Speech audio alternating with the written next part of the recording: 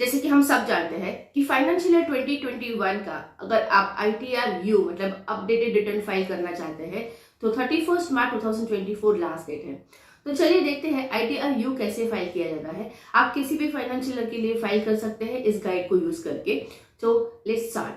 तो ITR-U file करने के लिए सबसे पहले हमें 4 चीजें डाउनलोड करनी होगी फ्रॉम इनकम टैक्स पोर्टल। तो देखते हैं वो 4 चीजें कौन सी है। यहाँ पे आप जैसे ही पोर्टल पे जाते हैं, बिफोर लॉगिंग आप ये डाउनलोड कर सकते हैं। डाउनलोड पे आपको क्लिक करना है और यहाँ से इनकम टैक्स रिटर्न में ही आपको आपका असेसमेंट ईयर सिलेक्ट करना है, कौन से साल का आप ITR-U अपडेटेड रिटर्न फाइल करना चाहते हैं। क्योंकि हम यहाँ पे फाइनेंशियल ईयर 2021 का फाइल कर रहे हैं, मैं असेसमेंट ईयर 21-22 सिलेक्ट करती हूँ। आज हम यहाँ पे ITR-1 फाइल कर रहे हैं for the updated return. Okay, तो यहाँ पे आपको ITR-1 की एक्सेल बेस्ड यूटिलिटी डाउनलोड करनी है। उसमें आपको ये यूटिलिटी ही डाउनलोड करनी है। कैसे पता चलेगा कि आपको ये ITR अपडेटेड रिटर्न के लिए ही है? तो ये है आपका सेक्शन दिख रहा है आपको यहाँ पे 139(8)(a 139(8)(a अपडेटेड रिटर्न का ही सेक्शन है। तो यहाँ पे ये लिखा हुआ है, तो आप ये एक्सेल यूटिलिटी डाउनलोड कर लीजिए। उस पर क्लिक करेंगे, आपकी ये यूटिलिटी डाउनलोड हो जाएगी। सो ये जिप फॉर्मेट में डाउनलोड होगी। आपको यहाँ पे इसको एक्सट्रैक्ट कर लेनी है। अब आपके सामने ये अपडेटेड रिटर्न का ITR-1 ओपन हो चुका है, राइट। इसमें हमेशा मैक्रोस डिसेबल रहेंगे, आपको इसको इनेबल करना है। तो यहाँ पे आप इनेबल के लिए क्लिक करेंगे और उसको इनेबल कर देंगे, ओके करेंगे। और अब जो मैसेज आएगा उसको भी आपको ओके करना है। Green cells are data for the data entry, मतलब यहाँ पे जहाँ पे आपको ग्रीन दिख रहा है ना शीट में, वहां पे आपको डेटा एंट्री करनी है। बाकी कहीं जगह पे आप डेटा एंट्री नहीं कर पाओगे। फिर रेड लेवल जो किया है वो मैंडेटरी रहेगा। आपको Ctrl+V, Ctrl+X और Ctrl+C मतलब कॉपी पेस्ट कहीं नहीं करना है। तो आप इसको ओके प्रेस कर दीजिए और हम अब ये फॉर्म फिल कर सकते हैं। तो ये जरूरी है कि मैक्रो इनेबल कर दीजिए, अदरवाइज कोई भी कैलकुलेशन इसमें नहीं होगी। तो ये है आपका form ITR-1 for the updated return. आप ये यूज करके अपडेटेड रिटर्न फाइल कर सकते हैं। आई विल मेक श्योर कि आपको ये पूरा फॉर्म डिटेल में एक्सप्लेन कर सकूं। फाइन, चलिए आगे देखते हैं और क्या 3 चीजें हमें डाउनलोड करनी है। उसके लिए हमें इनकम टैक्स पोर्टल पे लॉग इन करना पड़ेगा। सो लॉग इन करने के बाद सबसे पहला जो फॉर्म है वो आपको AIS डाउनलोड करना है। AIS और 26AS ये बहुत ही इंपॉर्टेंट फॉर्म्स है जब आप अपना इनकम टैक्स रिटर्न फाइल करते हैं, क्योंकि AIS में आपकी सारी ट्रांजेक्शंस मोस्टली शो हो जाता है। अगर आप ITR भर रहे हैं और कुछ इन्फॉर्मेशन आपसे मिस भी हो जाती है ITR में फिल होना, और अगर आपने AIS से चेक किया है तो वो डिटेल्स भी आपको AIS में मिल जाएगी, ताकि आप उसको ITR में भर सके और आपको फ्यूचर में किसी नोटिस का सामना ना करना पड़ सके। इसलिए आपको AIS डाउनलोड करना है। उसके लिए यहाँ पे AIS पे क्लिक कीजिए, या आपको दूसरे साइट पे लेके जाएगा। ये इंस्ट्रक्शंस है, आपको AIS पे यहाँ पे क्लिक करना है और आप जिस साल का AIS डाउनलोड करना चाहते हैं उसको ही आपको सिलेक्ट करना है। हमें फाइनेंशियल ईयर 2021 का AIS डाउनलोड करना है, क्योंकि हम फिलहाल जो अपडेटेड रिटर्न फाइल कर रहे हैं वो 2021 का फाइल कर रहे हैं। तो अब TIS या AIS दोनों में से आपको जो चाहे आप यहाँ पे डाउनलोड पे क्लिक करके डाउनलोड कर सकते हैं। दूसरी जो चीज हमें है डाउनलोड करनी वो है अपना 26AS, क्योंकि 26AS में हमें सारी TDS की डिटेल मिलती है। अगर उन्होंने हमारी इनकम पे या रिसिप्ट पे TDS किया है, टैक्स डिडक्ट किया है, तो उसकी डिटेल हमें 26AS में मिल जाती है। उसके लिए हमें ई फाइल पे इनकम टैक्स रिटर्न में 26AS पे क्लिक करना है और ये भी आपको दूसरी साइट पे लेके जाएगा। यहाँ पे आपको आई अग्री पे क्लिक करके प्रोसीड करना है और फिर व्यू टैक्स क्रेडिट फॉर्म पे क्लिक करना है। फिर आप यहाँ पे आपका असेसमेंट ईयर सिलेक्ट कर लीजिए। मुझे 2021 फाइनेंशियल ईयर का अपडेटेड रिटर्न फाइल करना है, तो मेरा assessment year would be 21-22, right. और फिर यहाँ पे आपको HTML सिलेक्ट करके व्यू डाउनलोड पे सिलेक्ट करना है और फिर एक्सपोर्ट एज PDF आप क्लिक कीजिए, तो आपका PDF फॉर्मेट में 26AS आपको मिल जाएगा और उसमें आपके TDS की सारी डिटेल्स होगी। लास्ट इंपॉर्टेंट चीज जो आपको डाउनलोड करनी है वो है आपका प्रीफिल डेटा। तो ई फाइल में इनकम टैक्स रिटर्न में डाउनलोड प्रीफिल डेटा का ऑप्शन है, आप उस पर क्लिक कीजिए और आपका असेसमेंट ईयर सिलेक्ट कर लीजिए जो है 21-22, राइट। फिर डाउनलोड पे क्लिक कीजिए, आपका प्रीफिल डेटा भी जेसन फॉर्मेट में डाउनलोड हो जाएगा। आपको ये प्रीफिल डेटा क्यों चाहिए वो मैं अभी ITR-U जब फाइल करेंगे तब बताती हूँ। हमें ITR-U अपडेटेड रिटर्न की डिटेल्स डालनी है। यहाँ पे आप देख सकते हैं इनपुट जेसन का ऑप्शन है, जो आपने प्रीफिल किया है डेटा अब जब डाउनलोड करेंगे तो आपकी इनकम टैक्स पोर्टल पे जो भी बेसिक डिटेल अवेलेबल है आपके प्रोफाइल में वो सारी उसमें डाउनलोड हो जाती है। तो आपको अब सिर्फ यहाँ पे उसको इंपोर्ट करनी है। जो जेसन फाइल जनरेट हुई है वो यहाँ पे आप अगर इंपोर्ट कर देते हैं तो आपका ये जो बेसिक डेटा है जो इनकम टैक्स पोर्टल पे अवेलेबल है वो यहाँ पे अपने आप प्रीफिल हो जाएगा और आपको अलग से वो भरना नहीं पड़ेगा। अगर आप चाहें तो अपने आप भी भर सकते हैं, उसमें कोई प्रॉब्लम नहीं है। तो चलिए देखते हैं और समझते हैं कि ये रिटर्न में आपको कौन सी डिटेल्स फिल करनी है।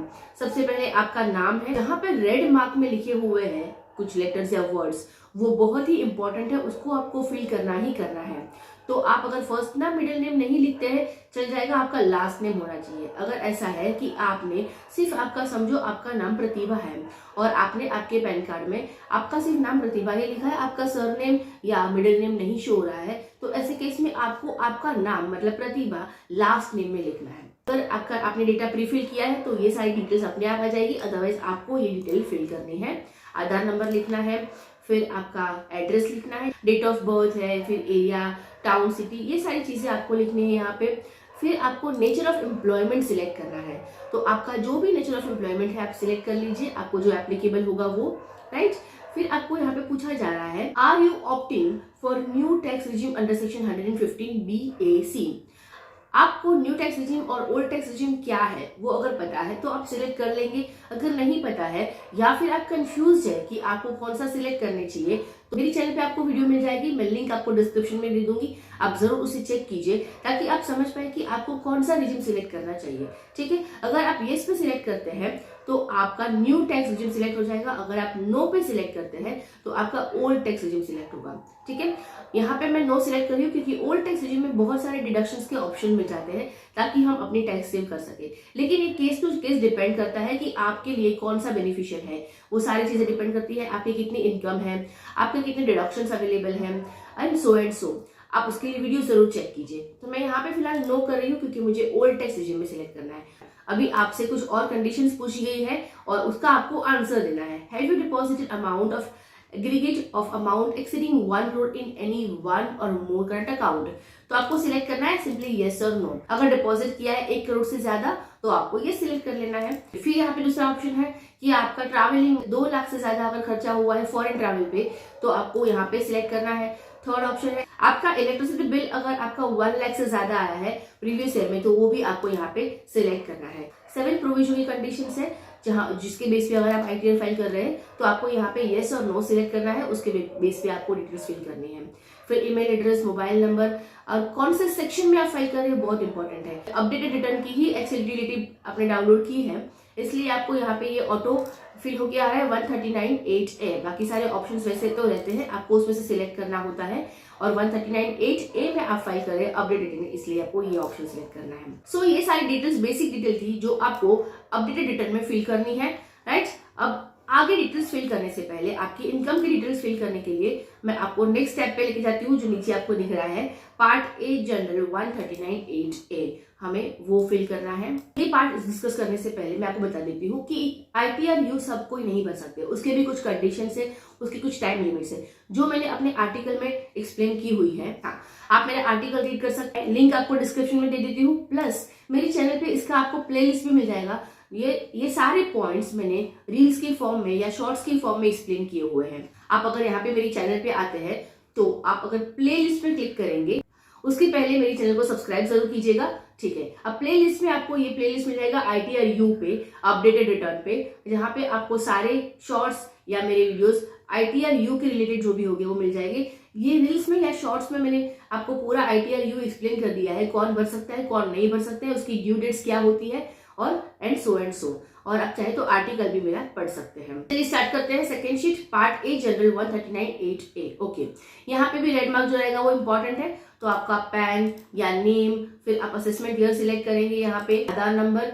फिर नेक्स्ट पॉइंट पूछा है जो इंपॉर्टेंट है आपके लिए, whether return previously file for this assessment year. अगर आपने फाइल किया है तो आपको ये सिलेक्ट करना है। अगर आपने पहले इस साल का रिटर्न फाइल नहीं किया है, ओरिजिनल रिटर्न या बिलेटेड रिटर्न या रिवाइज रिटर्न, और आपको लगता है कि यस मुझे अभी मेरी इनकम शो करनी ज़रूरी है, कोई नोटिस आई है उसके लिए आप इसको फाइल कर रहे हैं या फिर अपने आप से ये फाइल करना चाहते हैं, तो आपको यहाँ पे नो सिलेक्ट करना है क्योंकि आपने पहले कोई रिटर्न फाइल नहीं किया और पहले आपने रिटर्न फाइल कर दिया है लेकिन आपको लगता है कि कुछ एडिशनल इनकम शो करनी बाकी रह गई थी जो मुझे शो करनी पड़ेगी क्योंकि उससे मेरी टैक्स लायबिलिटी बढ़ रही है, तो ऐसे केस में भी आप इसको सिलेक्ट कर सकते हैं। रीजन क्या होगा वो मैं आपको एक्सप्लेन करती हूँ आगे इसी फॉर्म में। तो मैं फिलहाल नो सिलेक्ट करती हूँ कि मैंने पहले कोई रिटर्न फाइल नहीं किया था। अगर आपने फाइल किया होगा तो आपको उसका सेक्शन बताना है यहाँ पे, ठीक है। आपको अगर मैं यहाँ पे यस सिलेक्ट करती हूँ, चलिए मैं आपको शो कर देती हूँ। अगर यस सिलेक्ट किया तो उसके हिसाब से पूरी यूटिलिटी चेंज होती है, ठीक है। ऑप्शंस क्योंकि हमारे चेंज होने वाले हैं।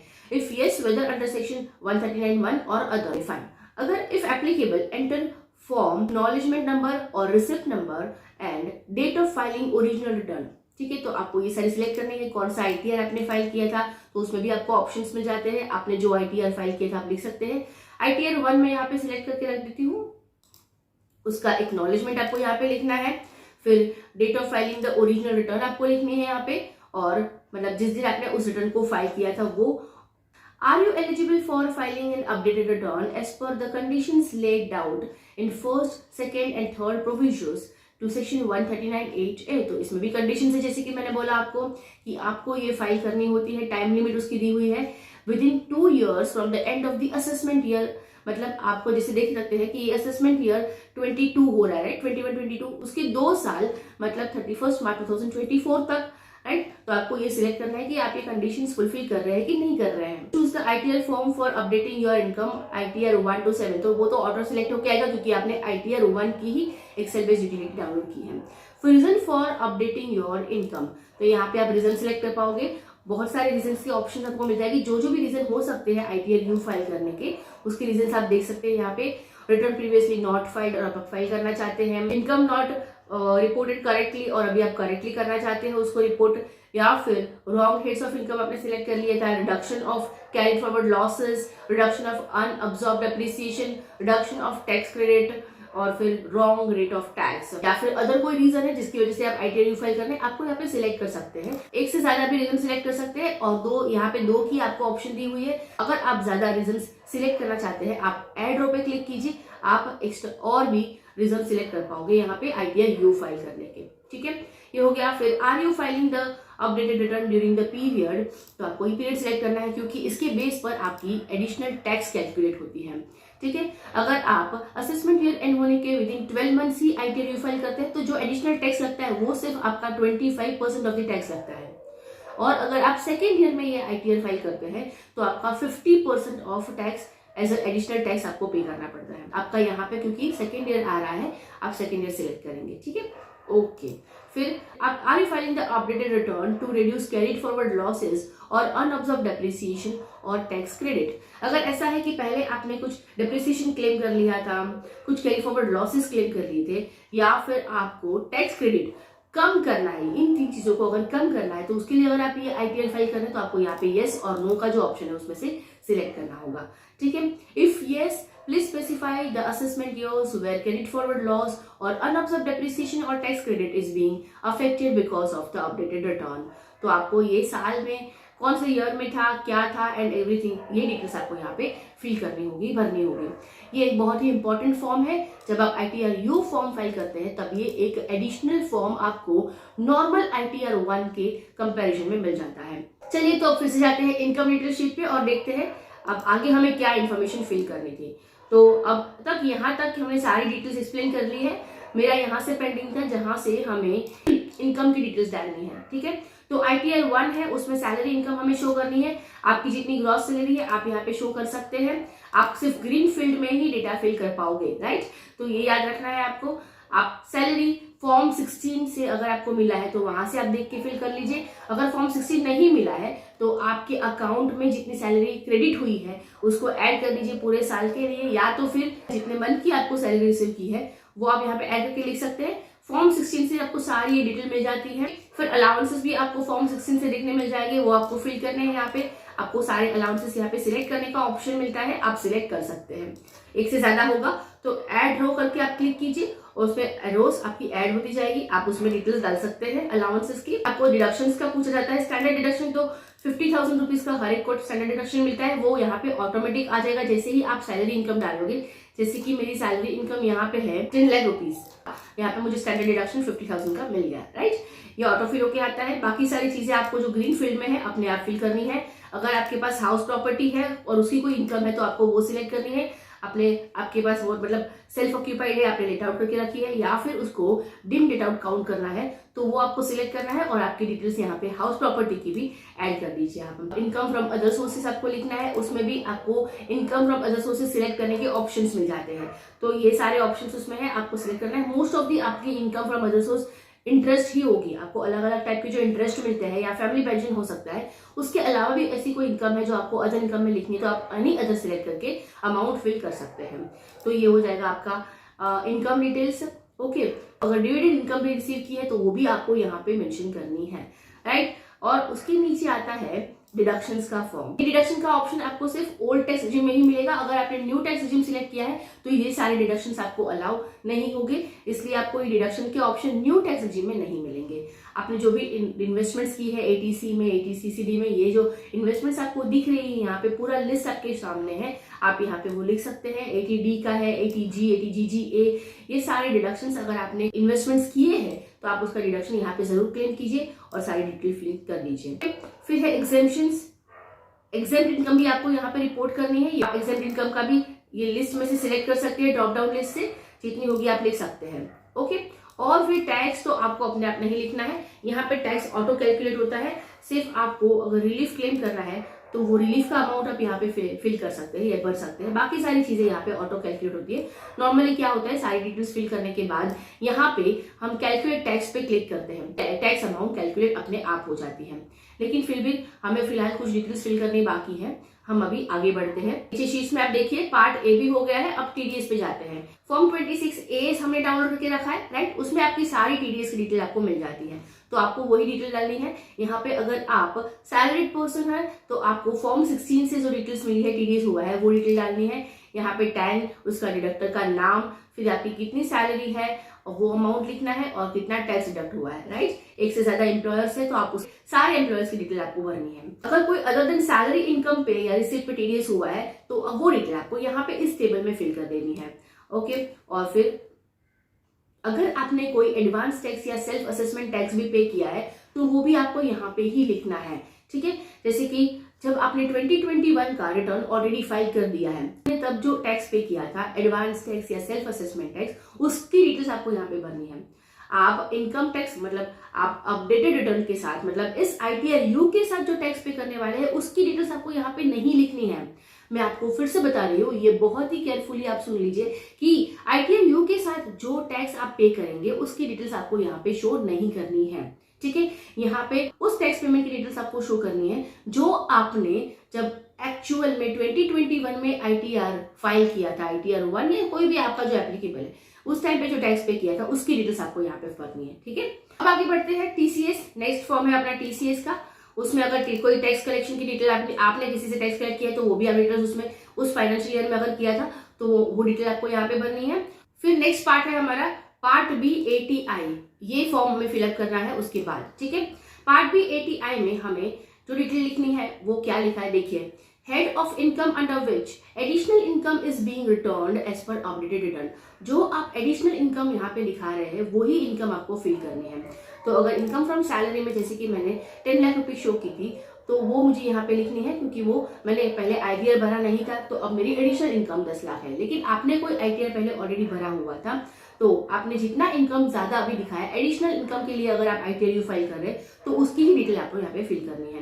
वैसे हेडवाइज दिया है हाउस प्रॉपर्टी, फिर बिजनेस प्रोफेशन या कैपिटल गेन तो आप इसमें शो नहीं कर सकते क्योंकि ये ITR-1 है, राइट। ओके, अगर अदर्स उसकी ऐसी कोई एडिशनल इनकम है तो वो भी आप यहाँ पे शो कर सकते हैं। आपको लगता है कोई इंटरेस्ट इनकम आपने उस टाइम पे मिस कर दिया था जो अभी आपको शो करना है क्योंकि उसकी वजह से आपकी टैक्स लायबिलिटी इंक्रीज हो रही है तो आप यहाँ पे उसको शो कर सकते हैं, ठीक है। हाँ, ये याद रखिए कि ITR-U तभी भर सकते हैं जब आपकी टैक्स लायबिलिटी इंक्रीज हो रही है तो ही। अगर आपका रिफंड क्लेम करना है तो आप ITR-U फाइल नहीं कर सकते हैं। अगर आपका TDS ऑलरेडी है जिसके अगेंस्ट आपकी टैक्स लायबिलिटी एडजस्ट हो जाती है, फिर कोई टैक्स पेबल नहीं आता है तो फिर भी आप अपडेटेड रिटर्न फाइल नहीं कर पाओगे, ठीक है। तो इसलिए ये ज़रूरी है कि आप जो एडिशनल इनकम शो कर रहे हैं उसकी वजह से आपकी टैक्स लायबिलिटी आनी चाहिए। तभी गवर्नमेंट यहाँ पे ITR यूथ आपसे तभी भरवा रहा है जब उनको कुछ मिल रहा है। आपको ये फॉर्म आपको देने के लिए नहीं है, उनको लेने के लिए है, गवर्नमेंट को लेने आपसे लेने के लिए। ठीक है, ठीक है, फाइन। फिर ये सारी डिटेल्स आपको फिल करनी है। Total updated income as per the part, ये ऑटो कैलकुलेट होगा। जो ग्रीन फील्ड होगा वही आपको फिल करना है। Total income as per the last valid return in case the income tax return has been previously file. अगर आपने लास्ट में इनकम टैक्स रिटर्न फाइल किया था तो उसकी टोटल इनकम आपको यहाँ पे फिल कर देनी है। फाइन। फिर amount payable on the basis of, ये सारी डिटेल्स भी इंपॉर्टेंट है, ग्रीन फील्ड में है क्योंकि आप उसको भर सकते हैं। तो आप देख लीजिए amount payable on the basis of last valid return. फिर आपने अगर रिफंड क्लेम किया था तो वो रिफंड कितना क्लेम था, उसमें से अगर आपको रिफंड इश्यू हो गया है तो वो भी आपको यहाँ पे लिखना है। और aggregate liability on additional income वो ऑटो कैलकुलेट होगी। कैलकुलेट टैक्स क्लिक करने पर आपकी ये चीजें अपने आप कैलकुलेट हो जाती हैं। उसके बाद ये पॉइंट मैं आपको बाद में डिस्कस करती हूँ क्योंकि आपने जो अपडेटेड रिटर्न के लिए टैक्स पे किया है ना, वो डिटेल्स आपको यहाँ पे भरनी है। ठीक है, चलिए उसके बाद हम लिखते थे 80D का फॉर्म। अगर आपका कुछ मेडिक्लेम है तो आपको वो यहाँ पे सिलेक्ट करना है और उसके हिसाब से डिटेल्स भरनी है। अगर आपने कुछ डोनेशंस किए हैं तो डोनेशन की डिटेल आप यहाँ पे लिख सकते हैं।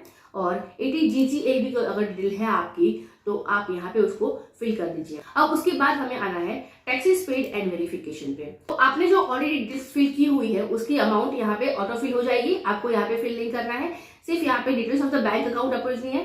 अगर आपने डेटा प्री फिल किया हुआ है, जेसन फाइल इंपोर्ट की थी जो, वो यहाँ पे अपलोड की है तो मोस्टली ये सारी डिटेल्स अपने आप ही आ जाएगी आपकी। वेरिफिकेशन में आपको लिखना है आपका नाम, यहाँ पे आप सन डॉटर ऑफ, ओके, मतलब अब सारी मोस्टली हमने डिटेल्स यहाँ पे भर दी है और अब कुछ बाकी नहीं है। तो अब हम यहाँ पे कैलकुलेट टैक्स करेंगे और अपना टैक्स कैलकुलेट होगा। अब आपको पार्ट B ATI में वापस आना है और यहाँ पे जो टैक्स कैलकुलेट होगा, टैक्स का अमाउंट जो फाइनली आपको पे करना है वो ऑटो कैलकुलेट होगा क्योंकि हमने कैलकुलेट टैक्स पे क्लिक किया है। वो टैक्स अमाउंट जो आता है वो हमें पे करना है और वो पेमेंट करने के बाद उसकी डिटेल्स हमें यहाँ पे लिखनी है। अब चलिए देखते हैं कि वो टैक्स कैसे पे करना है। टैक्स पेमेंट के लिए आपको इनकम टैक्स पोर्टल पे जाना होगा, उसमें ई फाइल पे पे टैक्स पे आपको क्लिक करना है। विदाउट लॉगिन भी आप इसको पे कर सकते हैं, लेकिन अगर लॉगिन के बाद आप उसको पे करते हैं या ई फाइल का ऑप्शन सिलेक्ट करते हैं तो आपकी चालान में जो मोस्टली डिटेल्स होती है वो ऑटो फिल होके आ जाती है। तो प्रेफर कीजिए कि आप लॉगिन के बाद ही इसको फाइल कीजिए, पेमेंट कीजिए और फिर आपको यहाँ पे न्यू पेमेंट पे क्लिक करना है। फिर आपको यहाँ पे चेक करना है कि आप कौन सा टैक्स पे करने वाले हैं। आप एडवांस टैक्स या सेल्फ असेसमेंट टैक्स पे कर रहे हैं, इसलिए आपको यहाँ पे प्रोसीड क्लिक करना है।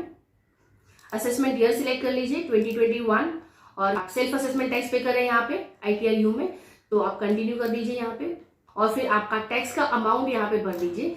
उसमें आपको जब आप ITR फाइल करते हैं तब आपका एक्चुअल टैक्स भी हो सकता है, सरचार्ज सेस अगर कुछ है तो वो भी अमाउंट लिख दीजिए। इंटरेस्ट पेनल्टी अदर्स आपको लिखनी है। समझो मेरा टैक्स अमाउंट आ रहा है 5000, मुझे पेनल्टी भी लगी है, उस पर इंटरेस्ट है 1000 एंड पेनल्टी है 5000। ओके, अदर्स कोई अगर टैक्सेस लगे हैं तो वो भी पे करने होंगे और I will click on continue. मुझे बैंक सिलेक्ट करनी है या मोड ऑफ पेमेंट सिलेक्ट करना है, नेट बैंकिंग, डेबिट कार्ड, पे एट बैंक काउंटर, जो भी मुझे मोड ऑफ पेमेंट सिलेक्ट करना होगा मैं सिलेक्ट करके यहाँ पे आगे कंटिन्यू करके उसको पे कर दूंगी और फिर मेरा जो चालान जनरेट होगा उसकी डिटेल मुझे यहाँ पे फिल करनी है, राइट। तो ये पार्ट B ATI में आप वही टैक्स की डिटेल डालेंगे जो आप ITR के लिए भर रहे हैं, एडिशनल टैक्स जो आपने ऑलरेडी ओरिजिनल रिटर्न के साथ टैक्स पे किया हुआ था, एडवांस टैक्स या कोई भी टैक्स, वो आपको इसमें नहीं भरना है। वो उसके लिए तो आपने ऑलरेडी देख लिया, ये TDS की फॉर्म में भर दी है, TDS की शीट में आपने ऑलरेडी उसकी डिटेल्स यहाँ पे भर दी है अगर आपने पहले कुछ टैक्स पे किया है तो। जनरली यही मिस्टेक होती है सबसे कि ये जो इनकम अपडेटेड रिटर्न का जो टैक्स आएगा वो यहाँ पे TDS के शीट में ही पे कर साथ में लिख देते हैं उसकी डिटेल्स। ये फॉर्म एरर दिखाता है जब आप अपलोड करते हैं इसको और फिर पता नहीं चलता है कि एरर क्या है एक्चुअली। ये एक बहुत इंपॉर्टेंट पॉइंट है। आपको part B ATI tax payment show करना है जो आप ITR के साथ भर रहे हैं, ठीक है। फिर जैसे ही आप ITR में ये सारी डिटेल्स भर देंगे आपको यहाँ पे करना है वैलिडेट। आपका फॉर्म जैसे ही वैलिडेट हो जाता है आपको जनरेट करना है जेसन जनरेट पे आप क्लिक करेंगे, आपका ये एक्सेल फॉर्मेट जो एक्सेल बेस्ड यूटिलिटी है वो जेसन में कन्वर्ट हो जाएगी और फिर जो जेसन फाइल आपकी जनरेट हुई है वो आपको अपलोड करनी है इनकम टैक्स पोर्टल पे। इसके लिए आप इनकम टैक्स पोर्टल पे लॉग इन कीजिए। यहाँ पे ई फाइल में आपको इनकम टैक्स रिटर्न्स का ऑप्शन मिलेगा, उसमें आपको फाइल इनकम टैक्स रिटर्न पे क्लिक करना है। असेसमेंट 21-22 सिलेक्ट करना होगा क्योंकि फाइनेंशियल ईयर 2021 का रिटर्न है। आपका ITR फॉर्म भी सिलेक्ट कर लीजिए। आप अपडेटेड रिटर्न फाइल कर रहे हैं तो अपडेटेड रिटर्न होगा। आर यू ऑडिटेड, ऑडिटेड है तो आप ये सिलेक्ट कर दीजिए, अगर नहीं है तो नो सिलेक्ट करना है। और फिर आप ITR 1 मतलब आपका ITR फॉर्म सिलेक्ट कर लीजिए, ITR 1 है मेरा, और कंटिन्यू पे क्लिक कीजिए। आपको ये कुछ नोटिस आएगी, updated and should not be और return of loss and all, आप रीड कर सकते हैं, उसमें कंडीशन स्पेसिफाई की हुई है, कंफर्म कीजिए और जो जेसन फाइल जनरेट हुआ है वो उसको अटैच कर दीजिए, उसको कंटिन्यू करके सबमिट कर दीजिए और सबमिशन के बाद इसको ई वेरीफाई करना ना भूलें। ई वेरिफिकेशन बहुत ही इंपॉर्टेंट है, आप उसमें ई वेरिफिकेशन के भी ऑप्शंस होते हैं, आप आधार पे OTP लेके उसको ई वेरीफाई करवा सकते हैं। तो इस तरह से आप अपना ITR U updated return file कर सकते हैं। अगर आपको मेरी वीडियो अच्छी लगी है और इससे कुछ नॉलेज मिली है, आपने कुछ सीखा है, तो लाइक जरूर कीजिए, वो तक शेयर करें ताकि वे घर बैठे अपने आप ITR U updated return file कर सके, और चैनल को सब्सक्राइब करना ना भूले, इससे मुझे मोटिवेशन मिलता है। अगर आपको कुछ क्वेरीज है तो आप मुझे कमेंट सेक्शन में पूछ सकते हैं या फिर टेलीग्राम ग्रुप भी ज्वाइन कर सकते हैं, लिंक डिस्क्रिप्शन में है, वहां पे हम अपनी क्वेरीज डिस्कस कर सकते हैं।